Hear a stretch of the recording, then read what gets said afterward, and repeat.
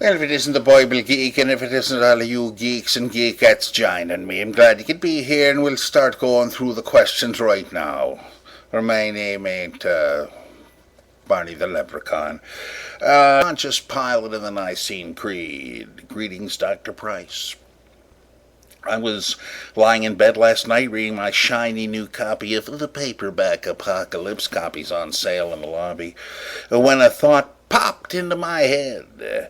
As the Nicene Creed is the result of a massive debate amongst bishops of the early church, I imagine that every statement was included specifically to establish the baseline of Christian doctrine, similar to the debate by the Founding Fathers over every word of the American Constitution. My question is, why is the phrase "suffered under Pontius Pilate" in the Creed? Were there opposing views as to when Jesus was supposed to have been crucified? If so, what were they? Well, I think you're right. I've thought this for a long time. Why would you stipulate in a creed a thing like this? If everybody understood and agreed on it, why bother wasting the verbiage? Why not just say suffered and died, suffered, was crucified, whatever?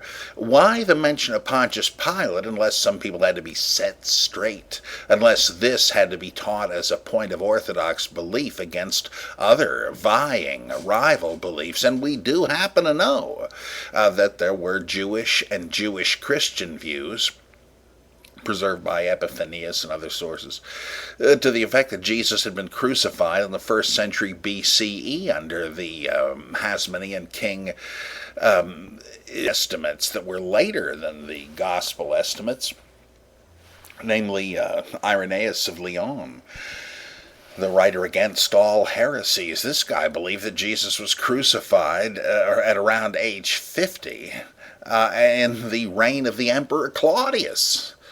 And he says everybody in the East knows this to be true. Well, right there, you might have the answer, right?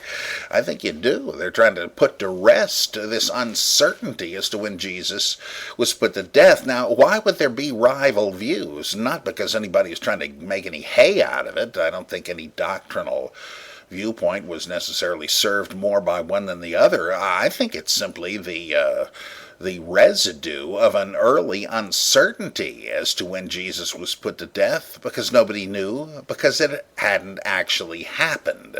These are rival attempts to historicize originally mythical events, in my opinion. So that's what I think is going on. I think you're very sharp-eyed. Keep up the good work.